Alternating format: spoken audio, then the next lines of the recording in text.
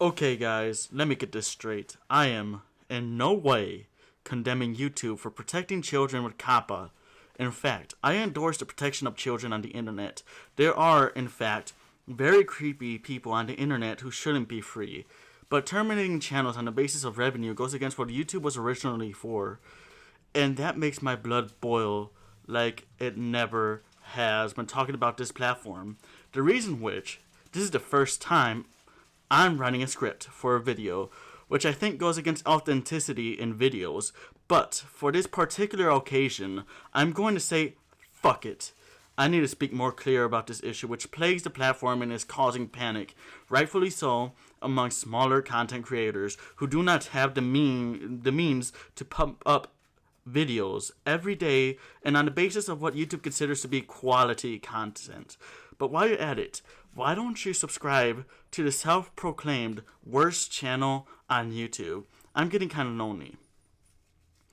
Alright, so I'm going to bring up a couple of fellow YouTubers that talk about the issue in the policies, pros and cons. Hopefully they don't mind me mentioning their names or using their clips from their channel. I mean, both are upstanding individuals, so they shouldn't care. Right? Right? Okay, so let's cut to the chase. The content creators in question, who I'll reference, are Short Fat Otaku and Lost Paws, also known as Noble Senpai. So first off, in Short Fat Otaku's case, he interviews with Crunk. I found something that literally scares the hell out of me. So firstly, everyone's talking about this line in the new terms of service. Terminations by YouTube for service changes. YouTube may terminate your access or your Google account's access to all or part of the service if YouTube believes in its sole discretion that provision of the service to you is no longer commercially viable. What the hell does that mean? Well, a lot of people have interpreted it to mean that if your channel isn't making Google money, they can just terminate it, which seems to be how it reads to me. It seems to be if any of your actions as a user and any of the features of the website you're using as a user is costing money net to Google or YouTube as a company, they will just terminate you. If I will do so. YouTube, rebroadcast cable TV. Yeah, basically. Holy fuck. Every time I log out of YouTube and I look at it, it's just normie bullshit. It's terrible. It's the ghost of late night television. Yeah, that's basically where YouTube is going. Rebroadcast old, outdated television channels that nobody even cares about. What is this, 1983? You're trying to go back? Yeah, as for that, I'd rather be off of YouTube. But, I mean, yeah, they described it pretty damn well. Like, rebroadcast old cable TV. Yeah, let's continue with this stuff. John Tron nailed it. Yeah. Like, this basically means that you can't start a new channel, can you? Because no new channel is financially solvent and has to get off the ground. Yeah, it's a really weird rule. The way it reads doesn't make any sense. There's also, like, 5 different ways of reading it. It's a deliberately nonsensical big rule, like most terms of services are, which basically means they can kick them off the platform for any reason. It's always been like that, but I think they're kind of lubing people up for the fact that this is going to become maybe long-term a pay-to-play platform. Oh, you think so? You think you'll have to pay to get on YouTube? I think they might try going the Facebook route, in that you might have to pay to get exposure on YouTube. You might have to pay certain tariffs to get videos. Like, I remember back in the old days when you couldn't upload videos longer than 10 minutes unless you had a certain type of channel. Yep. And there was a all kind of features locked off. I'm thinking the nightmare scenario is that we end up with that, but with like tiers. You have like YouTube Red will basically become a two-way system where you're not only paying for content, but you're paying for the ability to upload content. That's my theory anyway. So, YouTube probably will go down the Facebook road and be a pay-to-boost type of platform. This honestly scares me as someone who can barely pay rent. Like, every video I make is going to cost me $10 to $20 just so people can view it.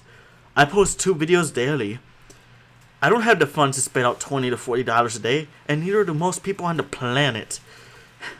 I mean, they're probably going to make you pay $40 a month to create content. You know, like YouTube Red is going to be a two-way platform, a two-way payments, just like these guys are describing. But press X to doubt.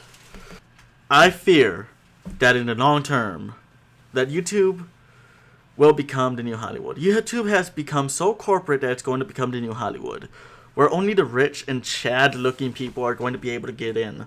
Hopefully that doesn't happen. And right now, as of recording, there are no videos released by anyone with connections to YouTube that can quench our doubts. It seems unlikely to happen, but it could happen. As for Noble's video, I'm going to have to show a lot of it, as he goes through a very big point, which we can see as both good or bad based on how you look at it. It's pretty much a double-edged sword. Well, YouTube, you seem to get yourself in another pickle. Oh, that's a shame. Now, I'm sure you've heard of YouTube's recent policy to make everything more kid-friendly on YouTube, demonetizing channels left and right in an effort to make things kid-friendly. Well, what do you think happened? Oh, it backfired! Turns out after everyone started making videos more kid-friendly and actually aimed at children, well, it turns out that the FTC, or the Federal Trades Commission, said, hey, wait a minute, you're collecting data on all these... That's right! It backfired! As stuff like this usually does. What a surprise!